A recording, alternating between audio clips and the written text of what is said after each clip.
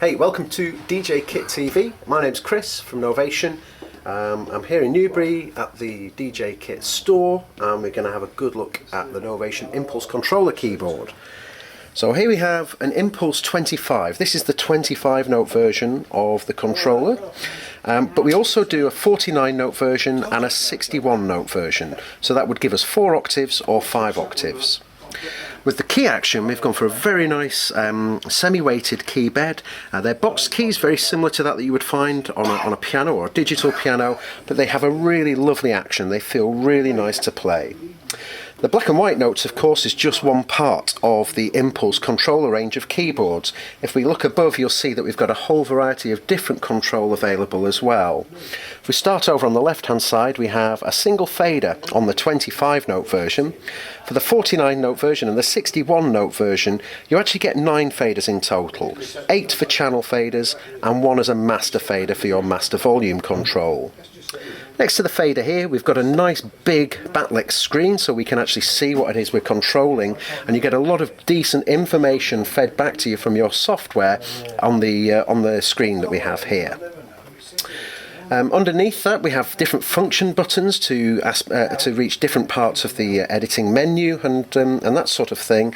But if we move over to our right hand side, you'll see now we have 8 endless knob controllers here, and these allow me to take control over my devices and effects with my software. Underneath the encoders here, we also have our transport controls placed really well just above the keyboard, so I've got instant easy access to my transport controls in my DAW software. On the far right here, we also have 8 backlit drum pads. These are fantastic to play finger drumming on, but we also have a couple of different modes as well that we can use, including roll and arpeggiator, which we'll look at in a moment.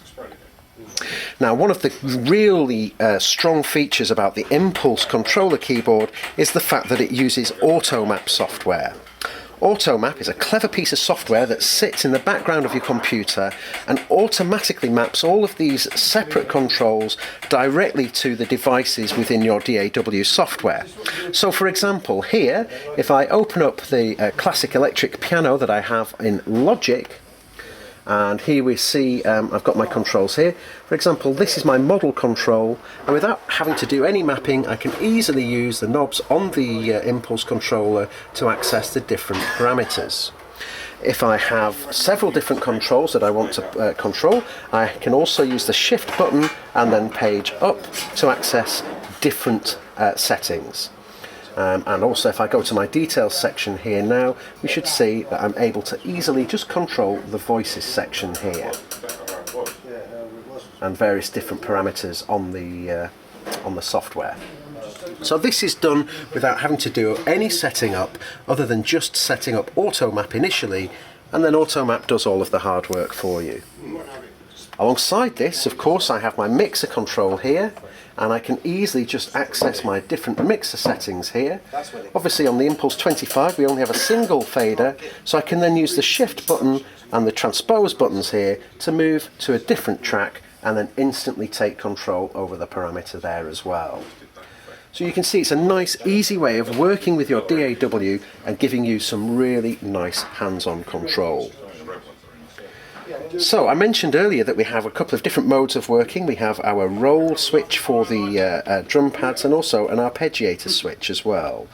If I go to my drum track that I have set up here and I turn roll on, this will give me a repeated note style. You can see as well that their pads are velocity sensitive.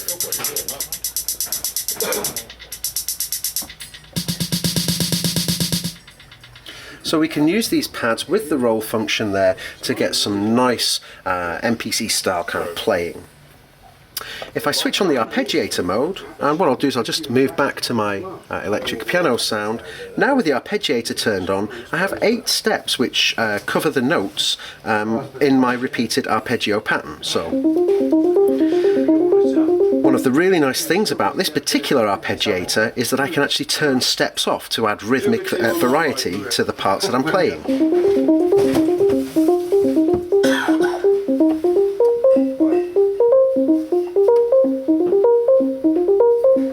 So this allows us to get quite creative with our arpeggios and actually start to use the pads here to change up the rhythm and give us a nice bit of variety to our music. The transport controls here are again very straightforward and easy to use. So we have access to fast forward, rewind, stop, play. We can turn a loop on and off here as well, and also I have my record button. So what I'll do is I'll very quickly move down to my boutique 808 kit sound. I've loaded into Logic Pro 10, hit record and get a bars counting.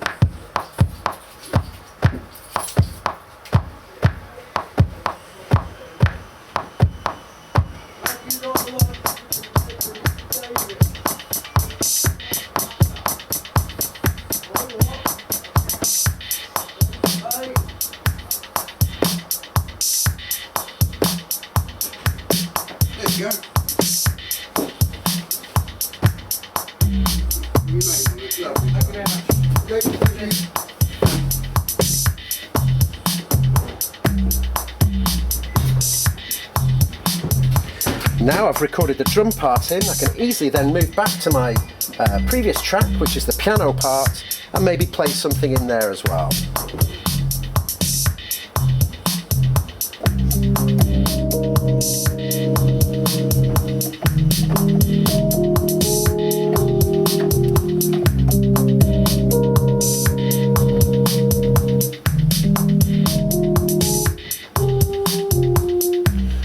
So you can see it's really easy to make music directly on the controller keyboard itself rather than have to go to the computer every single time. So that is the Impulse controller, powerfully controlling Logic Pro 10 software, but using Automap, the Impulse is completely at home whether you work with Cubase, Reason, Pro Tools. In fact, all of the major DAWs can have the automatic controlling of the parameters and devices within the software via Automap. What we'll do now is we'll have a quick look at how we can also use the Impulse controller keyboard with programs such as Ableton to see how we can use the drum pads to add additional functionality. So we've seen how we can use the Impulse controller keyboard with programs such as Logic and Cubase, but also we've got some very interesting control directly within Ableton as well. So we saw before how we could use the drum pads here to actually trigger and play drums, but also with our roll and the Arpeggiator mode for being able to play broken chords on the keyboard as well and turn steps on and off. But there's also an additional mode when working with Ableton. If I press both of these buttons together, this now puts me into a clip launch mode, and I can use my fast forward buttons and rewind buttons to move up and down to actually access the different clips. So for example here I'm going to trigger this first clip, which is just a straightforward kick drum, and then on channel 6 here, which is on this particular pad, I'm going to create an empty clip.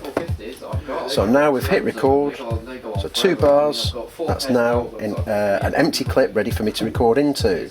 Now if I come out of clip launch mode, and now I can just simply record directly in. So. If you turn them max to 300 bars, if you turn to 5, you'll lose 200 watts. Oh really? Oh right, you get more out of them. Yeah. I just leave everything. And now if I use my shift and transpose buttons, I can move to the next track where I've got a bass line ready. I can just record enable this by clicking here, and again in clip launch mode I can create an empty clip for it. So it's now recording into an empty clip.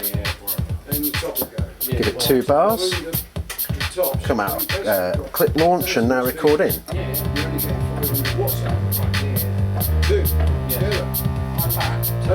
And now using the controls on the top of the encoders here,